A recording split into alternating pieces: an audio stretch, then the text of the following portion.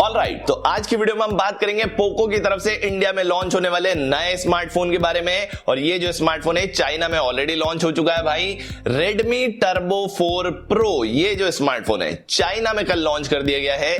Same smartphone India में और globally आपको पोको F7 5G नाम से मिलने वाला है। एंड बहुत ही जल्दी आपको ये स्मार्टफोन देखने को मिलेगा। मोस्टली मई के महीने में ये जो स्मार्टफोन है 99% श्योर है कि ये जो स्मार्टफोन है मई में लॉन्च कर दिया जाएगा। तो आज की वीडियो में बात करते हैं पोको F7 5G से जुड़ी सारी चीजों के बारे में। जैसा Redmi Turbo 4 Pro है वैसा का वैसा पोको F7 रहेगा, केवल डिजाइन थोड़ा बहुत ऊपर नीचे हो सकता है या कलर्स ऊपर नीचे हो सकते हैं, बाकी स्मार्टफोन पूरा वैसा का वैसा रहेगा। तो बात करते हैं उसी स्मार्टफोन से जुड़ी सारी चीजों के बारे में। क्या स्पेसिफिकेशन दिए गए हैं, क्या फीचर्स दिए गए हैं, चाइना में क्या प्राइस पॉइंट रखा गया है, इंडिया में क्या प्राइस हो सकता है, सारी चीज डिस्कस करते हैं। बस रिक्वेस्ट आपसे इतनी है कि एंड ऑफ द वीडियो अगर आपको वीडियो अच्छा लगे तो प्लीज वीडियो को लाइक जरूर से करना। एंड चैनल पर अगर आप नए हैं, चैनल को अभी तक सब्सक्राइब नहीं किया है, एंड गाइस अगर ऐसी ही टेक न्यूज में आपका इंटरेस्ट है तो प्लीज चैनल को सब्सक्राइब भी कर लेना। बात करेंगे फोन के बारे में। स्टार्ट करते हैं फोन के बिल्ड क्वालिटी एंड डिजाइन से। बिल्ड क्वालिटी और डिजाइन दोनों चीजें सुपर से ऊपर दी गई है भाई। मतलब फुल ग्लास बिल्ड यहां पर आपको दिया गया है। Glass front, glass back, aluminium का फ्रेम यहां पर आपको मिलता है। फ्रंट में कौन से ग्लास के प्रोटेक्शन है ये चीज क्लियरली मेंशन नहीं करी गई है, लेकिन भाई साहब अच्छे खासे ग्लास के प्रोटेक्शन आपको फ्रंट में डेफिनेटली देखने के लिए मिलेगा। बैक में आपको मैट फिनिश मिलता है। फ्लैट एजेस के साथ में फोन दिया गया है। IP68 की रेटिंग आपको मिलती है, तो डस्ट एंड वाटर प्रोटेक्शन आपको मिल जाता है। तो मुझे लगता है बिल्ड क्वालिटी बहुत अच्छी आपको मिलने वाली भाई। बिल्ड क्वालिटी में आपको बिल्कुल शिकायत नहीं आएगी। और डिजाइन की अगर बात करें, सुपर गुड लुकिंग फोन है भाई। बैक पैनल से अगर आप देखेंगे टॉप लेफ्ट में कैप्सूल शेप्ड कैमरा सेटअप दिया गया है, जहां पर 2 कैमरास की हाउसिंग है। साथ ही में LED फ्लैश आपको मिलता है। पोको की ब्रांडिंग आपको पीछे की तरफ मिल जाएगी। फ्रंट में अगर आप देखेंगे फ्लैट डिस्प्ले है, सबसे अच्छी बात है। सेंटर पंचोल के साथ में दिया गया है। पतले पतले से बेजल से पतली सी आपको चिन देखने के लिए मिलती है। एंड कलर्स की अगर बात करें तो black colour, white colour, green colour, 3 colours में Redmi वाला फोन लॉन्च हुआ है। पोको जब लॉन्च करेगा तो येलो कलर भी इसमें घुसड़ सकता है भाई। तो मेरे हिसाब से दिखने में स्मार्टफोन अच्छा है। प्रीमियम लुकिंग फोन है, गुड लुकिंग फोन है। बिल्ड क्वालिटी स्टडी आपको मिलती है, तो मेरे हिसाब से बिल्ड एंड डिजाइन में तो आपको शिकायत नहीं आएगी। बात करेंगे डिस्प्ले के बारे में। भाई साहब बहुत ही बड़ा डिस्प्ले है यार। 6.83 इंचेस का डिस्प्ले यहां पर दिया गया है। फोन जो है काफी बड़ा है, 2 हाथ से आपको यूज करना पड़ेगा। Single hand usage almost impossible रहने वाला है भाई। लेकिन डिस्प्ले क्वालिटी बहुत ही अच्छी यहां पर दी गई है। 6.83 इंचेस का जो डिस्प्ले है, यहां पर आपको 1.5 के रिजोल्यूशन दिया गया है। 12 बिट का एमोलेड पैनल आपको मिलता है। 68 बिलियन कलर्स आपको मिलते हैं। कलर डेप्थ आपको बहुत अच्छी मिलेगी। व्यूइंग एंगल्स बहुत अच्छे रहेंगे। कंटेंट वॉचिंग का एक्सपीरियंस बढ़िया रहने वाला है। 447 ppi की पिक्सल डेंसिटी आपको मिलती है, तो डिटेल्स आपको अच्छी खासी डिस्प्ले में मिल जाती है। वाइड वाइन L1 का सर्टिफिकेशन रहेगा। HDR10 प्लस का सर्टिफिकेशन रहेगा। डॉल्बी विजन का सर्टिफिकेशन आपको मिलता है। HDR विविड का भी सर्टिफिकेशन यहां पर दिया गया है। मतलब कंटेंट वॉचिंग का जो एक्सपीरियंस है वो तो आपका टॉप क्लास रहने वाला है, वहां पर कोई शिकायत नहीं आएगी। ब्राइटनेस की बात करेंगे, 3200 निट्स की पीक ब्राइटनेस यहां पर आपको दी गई है। मतलब विजिबिलिटी का भी कोई इशू नहीं रहेगा भाई। इंडोर विजिबिलिटी, आउटडोर विजिबिलिटी दोनों बढ़िया रहेगी। एंड 120 हर्ट्ज का रिफ्रेश रेट है, 240 हर्ट्ज का टच सैंपलिंग रेट है, तो स्मूथनेस भी बढ़िया मिलने वाली है। टच रिस्पॉन्स भी बढ़िया मिलेगा।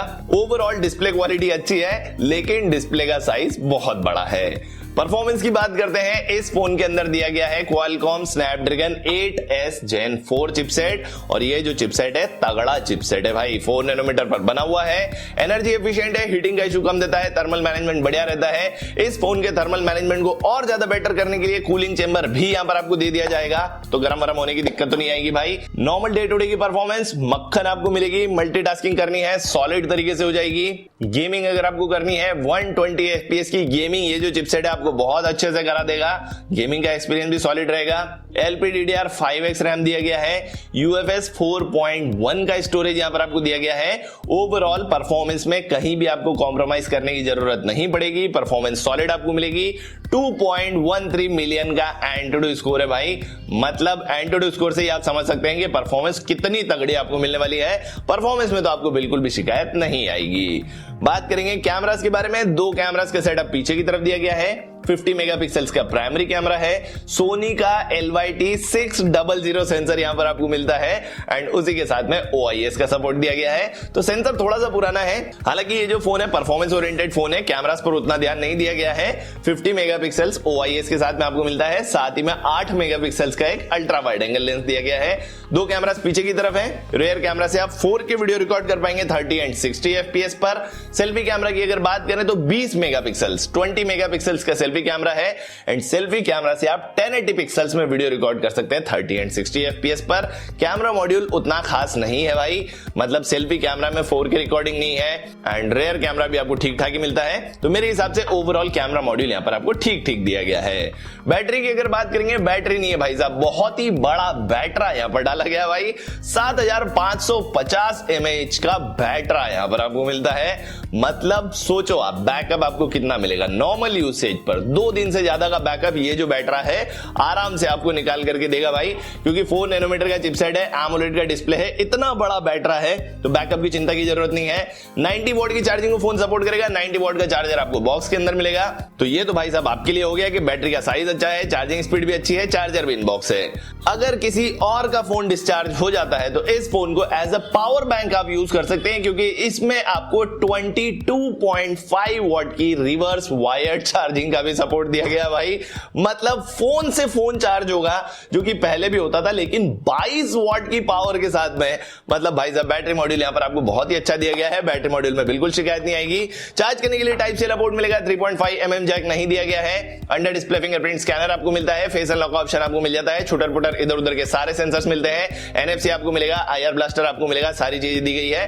तो सेंसर्स में आपको कोई भी कमी देखने के लिए नहीं मिलेगी। सॉफ्टवेयर की बात करेंगे, एंड्रॉइड 15 पर आपको फोन मिलेगा out of the box, latest Android version रहेगा, उसी के साथ में HyperOS वर्जन 2.0 आपको मिलेगा। सॉफ्टवेयर का एक्सपीरियंस आपका अच्छा रहेगा भाई, सॉफ्टवेयर में आपको बहुत ज्यादा शिकायत नहीं आएगी। इंडिया में ये जब फोन आएगा, अपडेट्स की बात करें तो मिनिमम 2 साल के अपडेट्स तो आपको मिल ही जाएंगे और 2 साल की वारंटी भी आपको मिलेगी, तो सॉफ्टवेयर में आपको शिकायत नहीं आने वाली है। स्पीकर्स की बात करेंगे, डुअल स्टीरियो स्पीकर्स आपको मिलेंगे, ऑडियो क्वालिटी बहुत अच्छी रहने वाली है, लाउडनेस आपको अच्छी मिलेगी, बैलेंस आपको अच्छा मिलेगा, डिस्प्ले क्वालिटी बहुत ही ज्यादा अच्छी दी गई है, तो मल्टीमीडिया एक्सपीरियंस बहुत बढ़िया रहने वाला है। एंड कार्ड स्लॉट की अगर बात करें तो इस फोन में कार्ड स्लॉट नहीं दिया जाएगा, 2 नैनो सिम आप लगा पाएंगे, लेकिन एक्सपैंडेबल स्टोरेज का ऑप्शन आपको नहीं मिलेगा। ओवरऑल अगर स्पेसिफिकेशन देखें, स्पेसिफिकेशंस बहुत ही तगड़े दिए गए भाई। इस फोन का जो सबसे वीक पॉइंट है वो है इसका कैमरा, बाकी सारी चीजें तगड़ी आपको मिलती है भाई। Build quality, display, design, performance, battery, सारी चीजें सॉलिड है। ओवरऑल बहुत सही स्मार्टफोन है एंड चाइना में प्राइस भी बहुत एग्रेसिव रखा गया है भाई। मतलब 5 वेरिएंट में लॉन्च हुआ है, 12+256, 12+512, 16+256, 16+512 एंड 16+1TB। बेस वेरिएंट 12+256, उसका प्राइस है मात्र 1999 चाइनीज युआन, मतलब इंडियन करेंसी में कन्वर्ट करें तो बनते हैं मात्र 23,300 रुपए। 24,000 के प्राइस पॉइंट पर यह स्मार्टफोन चाइना में लॉन्च किया गया है। तो मुझे लगता है कि इंडिया में भी इस फोन का जो प्राइस है वो बहुत ज्यादा एग्रेसिव रहेगा। इंडिया में बेस वेरिएंट 8+256 रहेगा एंड कहीं ना कहीं चाइना प्राइस को अगर देखा जाए और इंडिया प्राइस को देखा जाए तो मुझे लगता है कि 30,000 के आसपास ये जो स्मार्टफोन है इंडिया में लॉन्च किया जा सकता है। और 30,000 के आसपास अगर आ जाता है भाई साहब, मुझे लगता है इस सेगमेंट का बेस्ट स्मार्टफोन रहेगा, जो कि तगड़ी परफॉर्मेंस आपको देगा। लेकिन आप मेरे को कमेंट करके बताओ भाई कि आपकी क्या विचार है इस फोन के बारे में, कैसे लगे आपको स्पेसिफिकेशंस, कैसे लगे फीचर्स, क्या होना चाहिए इस फोन का प्राइस पॉइंट इंडिया में। कमेंट करके अपनी राय जरूर से बता देना। वीडियो अगर अच्छा लगा है तो प्लीज वीडियो को लाइक जरूर से कर देना, अपने दोस्तों के साथ शेयर कर देना। चैनल को अगर आपने अभी तक सब्सक्राइब नहीं किया गाइस तो प्लीज मेक श्योर कि आप चैनल को सब्सक्राइब करें, बेल नोटिफिकेशन आइकन को प्रेस करें, ऑल वाला ऑप्शन सिलेक्ट करें ताकि हमारे फ्यूचर वीडियोस की नोटिफिकेशन पहुंचे आपको तुरंत से।